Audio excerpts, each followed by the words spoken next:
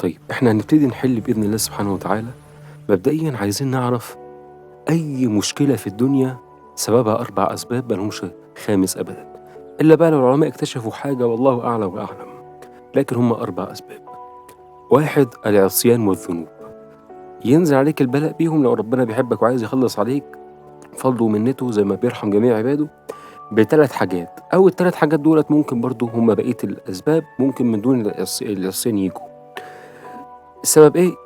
بلاءك لتمن دخول الجنة، أو عشان ربنا يفهمك ويعرفك أن الدين الإسلام هو الحق وإلى ما ذلك. يبقى خلاص قلنا العصيان والذنوب. ال3 حاجات دول إيه هم بقى؟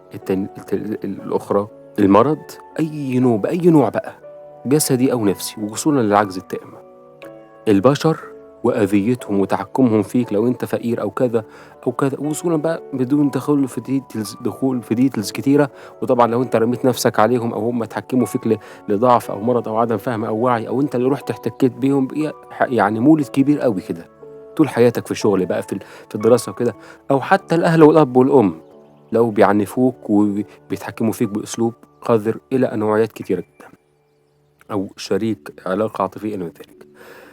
آخر نقطة، الحالة المادية وقدرتك على إنك تعول نفسك إعالة كاملة، فما اترمتش في الشارع يعني. مفيش مشاكل هتخرج بره ديت. والأمراض كمان تشمل الروحانية والنفسية والجسدية وغيره، والمادية قلناها. طيب إحنا عايزين نبدأ بفضل ومنة الله سبحانه وتعالى في أول حاجة هنبدأ فيها، لأن هي الأكبر دايما. البشر المشكلة الأكبر، ياما ناس جالها أمراض نفسية وياما ناس بتتعذب بسبب البشر. لا، وخد الأكبر، بعد ما الناس مرضتها وجابت لها أمراض نفسية آه، بيكملوا عليهم لحد ما هيدمروهم. طب ممكن الإنسان ممكن يوصل لإيه بعد المرض النفسي؟ انتحار، يأس كامل بالله، كفر بالله والعياذ بالله، قتل نفسه أو غيره. معلش، احنا محتاجين نفهم حاجات زي كده كويس يا جماعة. ربنا يلطف بينا ويرحمنا يا رب العالمين. محتاجين نلحق نفسنا من حاجات كتيرة.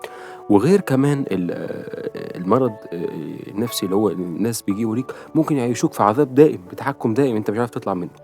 طيب احنا معانا 8 علاقات. ال8 علاقات دول يعني ايه؟ يعني اي حد في العالم من اول ابوك وامك لحد ابعد واحد انت ما تعرفوش اصلا ولا شفته خالص في حياتك في الشارع، ممكن تشوفه او ما تشوفوش. من الاخر، الناس بتقابلهم ما تقابلوش، معارف شخصيه، زملاء، اصدقاء، اهل، علاقة. من الاخر هي العلاقات ديت. بس احنا هنتكلم دلوقتي في الجانب السلبي، العلاقات المرضيه. في علاقات ايجابيه ما فيش مشكله منها بفضل الله، هنتكلم فيها ليه؟ لله الحمد. زي واحد بيتقي الله فيا، الايجابيه. العلاقات الكذا كذا المتبادله.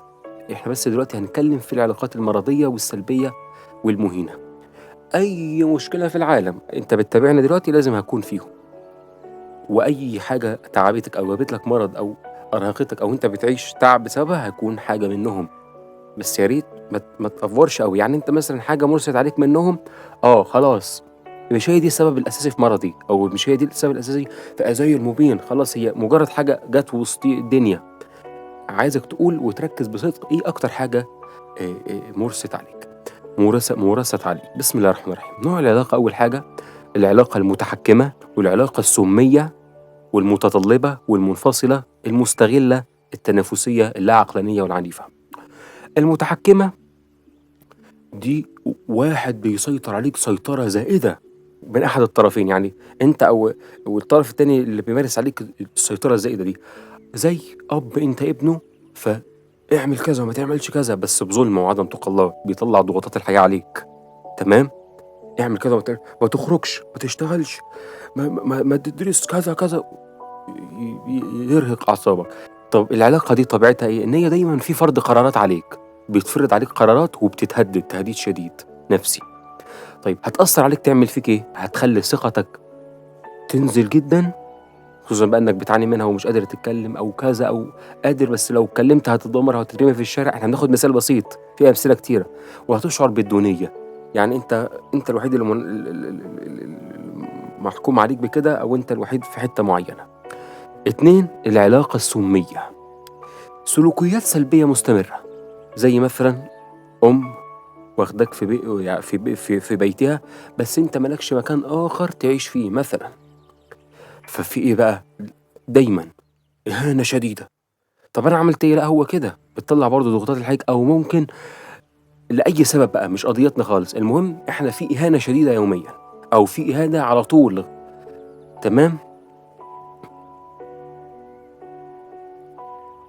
أو في مثلًا ما إحنا بنقول برضه يعني من ناحية برضه يعني كأمومة لمّا الوضع يتحسن بتغير غيرة مفرطة، أو مش ممكن ممكن برضه شريك عاطفي زي آآ زوج وزوجة، غيرة مفرطة، غيرة مفرطة يعني أنا في الحتة بقى اللي هي الحب، علاقة الحب بتغير عليك غيرة مفرطة وأنت بتغير عليها غيرة مفرطة، ما تكلمنيش كده الشديدة، لا، لا، ده كده تخنقه، دي علاقة سُميّة. طب تعمل إيه العلاقة ديّة؟ تجيب لك قلق، على طول عايش في قلق، إن دايمًا مهما تعمل هتتشتم، أي كلمة بتترد عليك مُهان، مُهان، هتعمل إيه مش عارف. وتكتئب خلاص مش عارف تعمل إيه، بقى لك كتير في الوضع مهما تتكلم، وييجي لك إرهاق نفسي، نفسيتك تُرهق إرهاق شديد، ما حدش يقلق يا جماعة ولا حد نفسيته تتعب، مهما كان بيمارس عليه هنعالج الحلول في الsession اللي جاي بإذن الله سبحانه وتعالى، تمام؟ العلاقة المتطلبة، يعني أنا باطلب من شريكي زوجي في الشرع طبعًا في الحلال، لازم ما فيش حاجة اسمها مرتبط مش مرتبط، ربنا هيعمل فيكم إيه تاني يا بشر، هيولّع فيكم عشان تفوقوا، ربنا يرحمنا يا رب برحمته ويتوب علينا. التوقعات غير واقعية من الطرفين، يعني أنا باتوقع منّك يعني إنّك تجيب لي بقى حاجات عالية و كزوجة مثلًا، زوجة بتطلب من زوجها إنه يجيب لي أيفون كذا ويجيب لي كذا ويجيب لي كذا، هو مش إمكانياته كده، عشان هي طبعًا عايشة مع الدنيا أوي، والراجل مش وِحِش وكل حاجة، بس هي دايمًا في توقعات عالية منّه. فيحصل إيه بقى، هي العلاقة دي إيه نظامها، في اعتمادية مستمرة على الطرف التاني، وفي ضغط شديد عليه، تمام؟ فيحصل من الطرف التاني اللي هو الزوج يشعر بالذنب إن هو مقصّر في حقه وحق ولاده، ويحصل له إرهاق عاطفي، إرهاق عاطفي، إرهاق مش من الناحية النفسية لأ، دي في الحتة العاطفية اللي هي الزوجية. كلام سليم، كلام سليم. العلاقة المنفصلة، في نقص بين التواصل بين الزوج أو الزوجة. أو ال أو ال أو ال أو مع الأب ومع الأم لو كانوا متقين لله وأنا باحبهم، أو مع كذا أو مع كذا، حد باحبه جدًا. إيه اللي بيحصل؟ شخص دايمًا بيمارس عليَّ الصمت وبيتجاهل مشاعري، بيذلّني من الآخر بس بالعقل وبالطريقة اللي هي الstandard، تمام؟ يعني إيه بالطريقة اللي هي standard؟ يعني بطريقة احترافية كده ما أقدرش أنا أكلمه، فهافضل متعذب في صمت. كل ده ليه حلوله بإذن الله، بس ربنا هيكرم إن شاء الله في الحلقة الجاية، الsession الجاية نتكلم. يحصل إيه على تأثيره على صحتي النفسية إيه؟ أحس بوحدة واحس دايمًا إني مرفوض عشان مرفوض من حد بيحبني أو الناس اللي بيحبوني رافضينّي، فاحس إني مرفوض دايمًا من المجتمع. لازم يا جماعة نحترم ونراعي ونحترم نفسيّاتنا يا جماعة ونفسنا، دي حاجات لازم هتحصل فينا، ما تبقاش بتتدمر جوّه وكمان تروح تدمر نفسك برّه، لو الحاجات دي حسيتها بتحصل اطلب المساعدة النفسية من الأخصائيين النفسيين، ما تحتكش كتير مع الناس اللي بتأذيك، ما دام عملت اللي عليك لازم تكون عملت اللي عليك في الأول، إنك تكلمهم بالعقل يا جماعة كذا، كذا. فجرة وظلمة خلاص هيموتوك، أعمل نفسي عبيط لحد ما ربنا يمكنني، وإن شاء الله لو عرفت أشيل قرشي اتكلمنا كلام كتير في الموضوع دوّة، أشيل قرش وأدير الموضوع مادي هتتعب تعب شديد، بس على الأقل بدل ما يدمروك ويوصلوك لمراحل صعبة زي ما قلنا. بسم الله والصلاة والسلام على رسول الله. العلاقة المستغلة، تمام؟ واحد بيستغل التاني. هي دي مؤذية، بس يعتبر ما بين كل اللي قلناه دوّة في البلاوي الزرقا هي أقلهم، مع إنها وحشة، واحد بيستغل التاني، ده معاه فلوس كتيرة أو كذا بس ب ف ف ف فأنا كبنت أو أنا كصاحب شكلي وسيم، معايا مش عارف إيه، فرحان بشكلي، فرحان بمكانتي كذا الاجتماعية الكذا، كذا، كذا، فرحان بيّا، فهو بقى فرحان وعايز يحتك بيّا ويصاحبني، تمام، فأستغله بقى ماديًا، هات لي كذا وكذا وكذا وحبيبي وبتاع واصرف كذا وأحرجه في فلوس ويدفع، أو أستغل أو بنت بتستغل ولد في العواطف، ب اعمل لي كذا، كذا، وهي في الآخر مقلوظاه، وفي الآخر يعني مدمراه نفسيًا ومتجاهلاه. إيه اللي يحصل يأثر على صحتي النفسية إزاي؟ فقدان الاحترام الذاتي. حاسس إن أنا مركوب من الآخر، بُص أنا باجيبها لك من الآخر بما يرضي الله، ودايمًا حاسس إني متوتر بسبب اللي أنا عايش فيه دوّة، عايز أرضي ومش عايز أرضي ده وعايز أرضي ده، وفي الآخر خسرت نفسي. ما فيش مشكلة يا جماعة نغلط، كلنا بنغلط عشان بيكون لينا احتياجات وحاجات مُرست علينا وابتلاءات، بس اللي مش هيتعلم من غلطه هو اللي هيدمر نفسه، اللي مش هيتعلم من غلطه ويدوس على نفسه هو اللي هيدمر نفسه.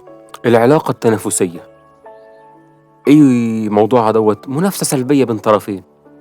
بُص ابن خالتك مش عارف إيه، فأنا نفسيتي تتعب ومش عارف إيه، وأفضل أعافر كمان أو ممكن بيني وبين واحد، أنا شايفه مش عارف وسيم أوسم مني في نفس مكانتي، بس عشان حصل تعارف أو كذا، أو شايفه في نفس مكانتي بس أعلى مني في حتت معينة، ما أنا متضايق نفسيا. ففي مقارنة بيننا سواء عارفين بعض أو مش عارفين بعض، بس تحصل أكتر لو عارفين بعض.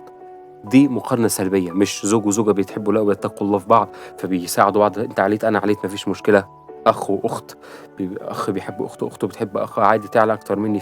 في تقى الله، وفي سواء سوية علاقة سوية نفسيا. لا، هنا في مقارنة وفي حسد، بقارن نفسي بيك وبيقارنوا نفسهم بعض وبيحسدوا بعض. يأثر ازاي على الصحة النفسية؟ دايما حاسس انه ضغط. يا ابني ما تحسبهاش كده، ما ممكن هو أهله أقوى منك ماديا، أقوى منك في العلاقات، ربنا موفقه نفسيا. طب ده معناه إن ربنا ظلمك؟ لأ، زي ما هو وفق في دي هيتعب في حتة تانية عشان البلاء يجي كده على الجميع، وأنت هترتاح وتتغلب عليه في حتة تانية. إجباري رحمة من الملك. إحنا بس اللي بنضمن نفسنا ونعيش مع الناس، ما تصدف الناس. الشعور بالضغط وانخفاض الدعم، هحس إن هو إيه يعني الدعم قل علشان حط نفسه في الحتة ديت وتعب نفسه. تمام؟ بدل ما كان في مساعدة مع بعض، لأ بقى الدعم قل. العلاقة اللا عقلانية هي دي، بص مش كتير قوي، بس برضه علم النفس لازم يجيب كل شيء، لازم نعرفها برضه وموجودة، خلي بالك.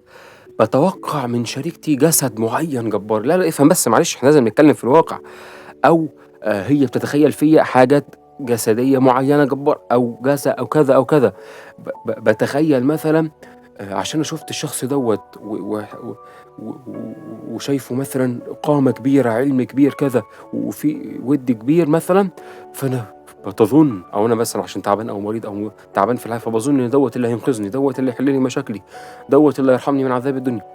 فلما أحط نفسي في الحتة ديت عشان هو دوت ملجأي أو وحيد، الحتة الحلوة في حياتي، برغم إنها بعيدة قوي، أو ممكن مش بعيدة، مش حقيقية ولا واقعية ولا هيقدر يفيدك. افهم يا ابني، كل واحد بيعيش لنفسه. مش معناه إنه بقى هنقتل في بعض، لأ، معناه إنك على الأقل مش هتقدر تفيد، ما تأذيش، هترتاح. هي دي حقيقة الدنيا عشان ما تموتش نفسك. اللي ريح دماغه مش وحش، على الأقل ده ما أذاكش. اللي بيأذيك هو اللي هيدمرك. مفيش مشكلة لو محدش ساعدك، بس أهم حاجة ما يأذكش. تمام؟ لكن لو اللي يقدر يساعد ربنا يسأله، ما قلناش حاجة. الأهم شيء احنا بنركز على القواعد الماستر القوية الحيادية والمهمة جدا. الصرامة فيها مهمة جدا، إنك ما تأذيش حد، وحتى لو مش هتقدر تفيده. كلام سليم. أعراضها إيه؟ تبعية عاطفية ووهم. هفضل بقى متابعه بعاطفتي وأفضل موهوم لحد ما أموت. بتأثر إيه على صحتي النفسية؟ بحبط بقى وافقد توازني النفسي، خلاص بقيت مشتت ومتدمر من هنا مش عارف أعمل حاجة. يا رب اجعل تعلقنا بك وحدك يا رب وارحمنا. العلاقة العنيفة هي دي أصعب حاجة، ما تزعلش مني، هقول لك ليه. صليت على النبي صلى الله عليه وسلم. وجود عنف جسدي أو لفظي، في ضرب وتعذيب شديد، في إهانات وشتم، في صراخ وضرب. زي ما قلنا، أب بيضرب أولاده، واحد اتخذ ظلم فبيعذب، ربنا يا رب يرحمنا برحمته. ملناش دعوة طبعا بأي حد، احنا بنتكلم دلوقتي في مصالح عامة، أو يعني مصطلحات عامة، وربنا يرحمنا جميعا، ربنا يرحمنا برحمته. صراخ يوميا بقى وضرب. طب ايه اللي يجبر واحد انه يعيش في كده؟ لا اما بلاء نزل بيه، لا اما هو طفل صغير هيروح يعمل ايه؟ هيترمي في الشارع؟ يعني معلش، مضطر يعيش في بيت الاب اللي هو بيمارس ضغوطاته وضربه فيه وتعذيبه في الولد. وصلت؟ وصراخ بقى يوميا وجنان رسمي. وطبعا ده بنشوفه من العوام كلهم اللي مش عايزين يتقوا الله ويلحقوا نفسهم. القضيه مش قضيه عوام بس، وكلنا كنا عوام في الاول، واكبر العلماء والشيوخ اللي بنتعلم منهم. بس القضيه اللي عايز يغير نفسه يلحق نفسه يلحق نفسه. الناس حاسباها ان الناس اللي فوق هم بس الماديا هم اللي مرتاحين. لا لا، قد يكون واحد اقل واحد في العوام. الصحابه كانوا والعياذ بالله في الخمر والزنا وكده. دلوقتي اكبر العلماء ما يجيش 0% تحت اقدامهم. الصحابه لهم مكانه خاصه كبيره. القضيه كلها نلحق نفسنا ونرحم نفسنا، ونطلع نجري من الفجور والنفسنه والكفر وتشغيل الدماغ على بعض وقتل بعض والزنا والعياذ بالله والعصيان وضرب بعض وقتل بعض. ولو حد بيأذيني ابعد عنه، بان انا لا ابدا ما اضربوش واقتله، لا لا لا، اطلع اجري بعيد عن امه واتجاهل امه. انا وجودي ان انا بحط دوت في مكان عاليه في دماغي، بس بس بس بس انا مزعل نفسي ليه؟ ما طز في امه ولا كانه جه في الدنيا. دي هتريحك جامد دي. تمام؟ يحصل ايه بقى على صحتك النفسيه من ابشع العلاقه العنيفه؟